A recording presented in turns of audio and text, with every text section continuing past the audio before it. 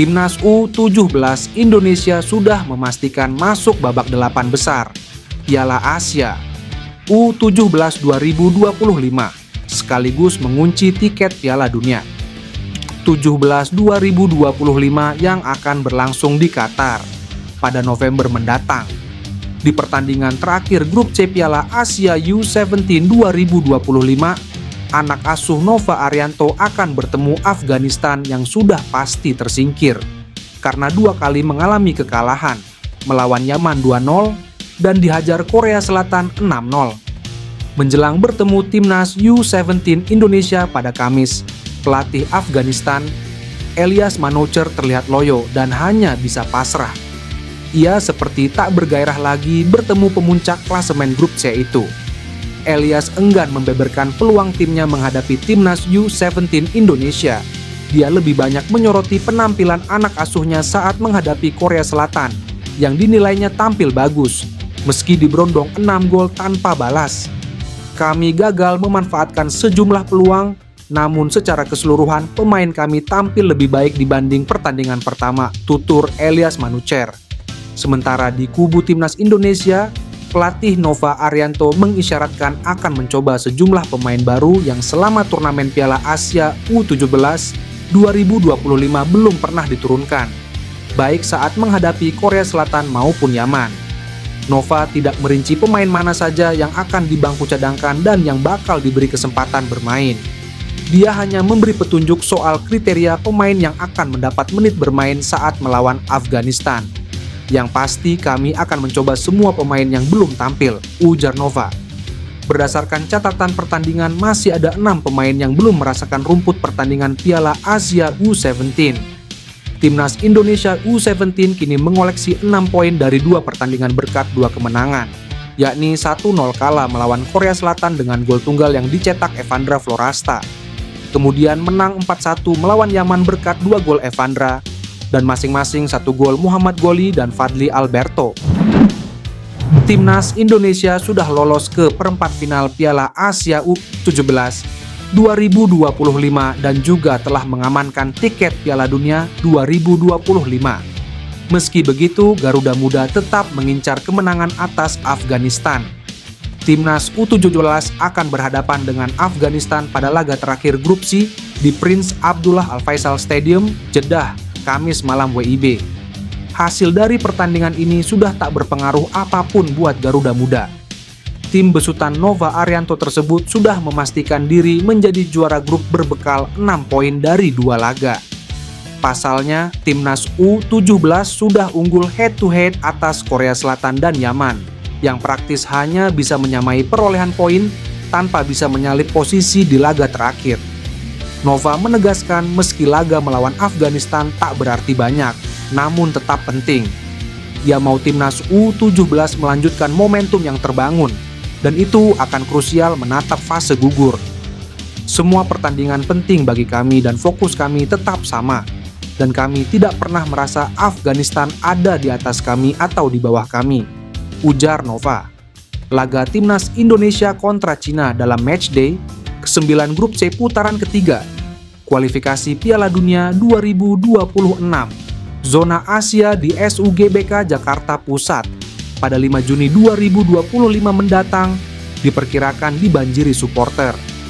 Khusus supporter timnas Cina, PSSI akan memberikan kuota 8% tiket atau sekitar 3.000 tiket. PSSI lewat PT Garuda Sepak Bola Indonesia atau GSI telah memberitahu Federasi Sepak Bola Cina terkait jatah tiket untuk pendukung tamu.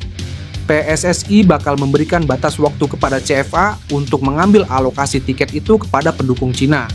Namun belum menentukan tanggalnya. Ya, kami sudah komunikasi ke pihak Cina, ke federasi mereka. Tentu ada deadline-nya, tapi sekarang masih lama. Biasanya kami kasih waktu untuk konfirmasi apakah mereka akan ambil atau tidak, kata Direktur Utama PT GSI.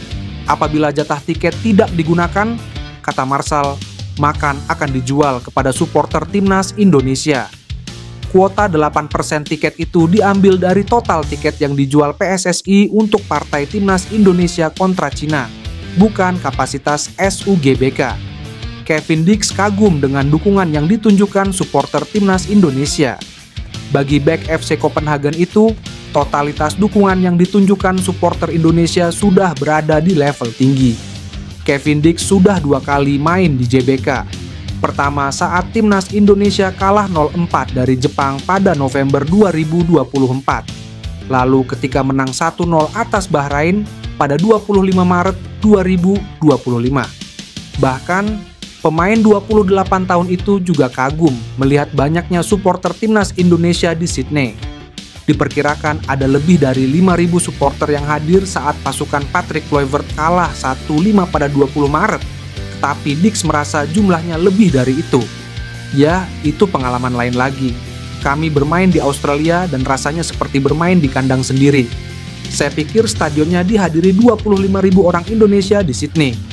Ya, itu menunjukkan banyak dukungan dari orang Indonesia, terutama pertandingan kandang. Ya, itu benar-benar level yang tinggi, kata Dix. Bagaimana orang-orang mendukung kami sebelum pertandingan, bagaimana mereka memasang spanduk dan sebagainya. Itu juga hal yang besar, itu level yang berbeda. Mereka datang ke hotel untuk membawakan kami hadiah. Saya pulang dengan 1 koper berisi hadiah dari para penggemar, tambahnya. Sementara di ronde 3 kualifikasi Piala Dunia, timnas Indonesia menempati urutan keempat klasemen grup C dengan 9 poin. Selanjutnya, pasukan Patrick Kluivert akan menjamu Cina di JBK pada 5 Juni dan menghadapi Jepang di Suita pada 10 Juni. Ketua Umum PSSI Erick Thohir belum memberikan konfirmasi resmi terkait spekulasi Miliano Jonathans sedang dalam proses naturalisasi. Ia memilih untuk berhati-hati dan enggan berkomentar lebih jauh sebelum proses naturalisasi benar-benar rampung. Saya tidak bisa komentar sebelum prosesnya terjadi.